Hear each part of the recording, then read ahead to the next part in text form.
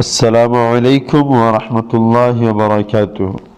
آپ کا استقبال ہے بصیرت آن لائن کے خاص پروگرام رسول اللہ صلی اللہ علیہ وسلم کی باتیں میں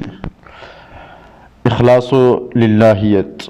حضرت ابو ہریرہ رضی اللہ عنہ سے روایت ہے کہ رسول اللہ صلی اللہ علیہ وسلم نے فرمایا کہ اللہ تعالیٰ تمہاری صورتوں اور تمہارے مالوں کو نہیں دیکھتا، لیکن وہ تمہارے دلوں اور تمہارے عملوں کو دیکھتا ہے۔ رسول اللہ صلی اللہ علیہ وسلم کے ذریعے انسانی دنیا کو اخلاق حسنہ کی جو تعلیم و ہدایت ملی ہے، اس کی تکمیل اخلاص و للہیت کی تعلیم سے ہوتی ہے۔ یعنی اخلاص و للہیت کتاب اخلاق کا آخری تکمیلی سبق اور روحانی و اخلاقی بلندی کا آخری زینہ ہے۔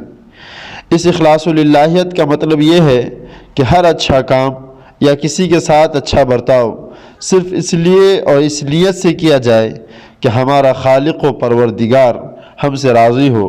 ہم پر رحمت فرمائے اور اس کی ناراضی اور غضب سے ہم محفوظ رہے۔ رسول اکرم صلی اللہ علیہ وسلم نے بتایا ہے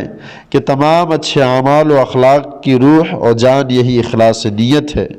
اگر بظاہر اچھے سے اچھے اعمال و اخلاق اس سے خالی ہوں اور ان کا مقصد رضائے الہی نہ ہو بلکہ نام و نمود ہو، یا اور کوئی ایسا ہی جذبہ ان کا محرک اور باعث ہو، تو اللہ کے نزدیک ان کی کوئی قیمت نہیں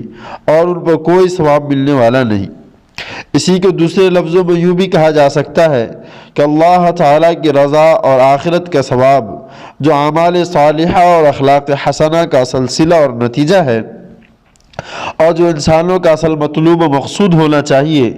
وہ صرف اعمال و اخلاق پہ نہیں ملتا، بلکہ جب ملتا ہے جب کہ ان اعمال و اخلاق سے اللہ تعالیٰ کی رضا جوئی اور اخروی ثواب کا ارادہ بھی کیا گیا ہو، اور وہی ان کے لیے اصل محرک ہو۔ اور ایسا ہی ہونا بھی چاہیے۔ اپنے معاملات میں خود ہمارا بھی یہی اصول ہے۔ فرض کیجئے کوئی شخص آپ کی بڑی خدمت کرتا ہے، آپ کو ہر طرح آرام پہنچانے اور خوش رکھنے کی کوشش کرتا ہے، لیکن پھر کسی ذریعے سے آپ کو یہ معلوم ہو جاتا ہے کہ اسے آپ کے ساتھ کوئی خلوص نہیں ہے،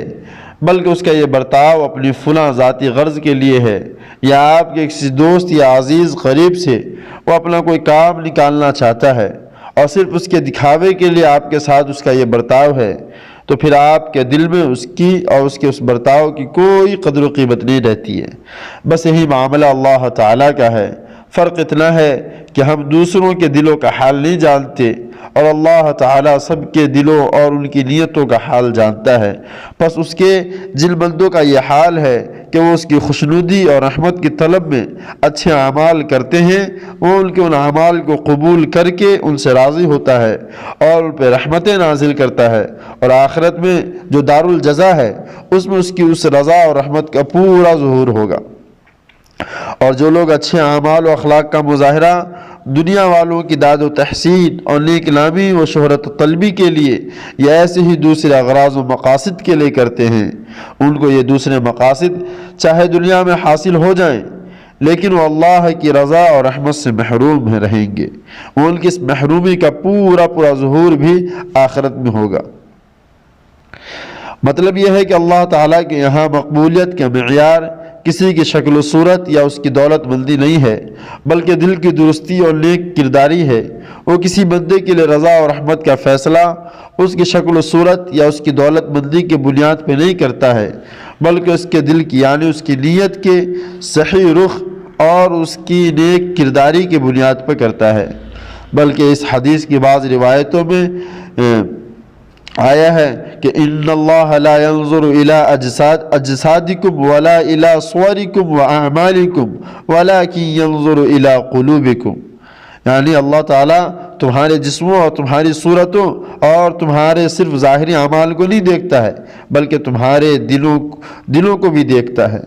یہ الفاظ اس حقیقت ادا کرنے کے لیے زیادہ واضح اور زیادہ صریح ہیں۔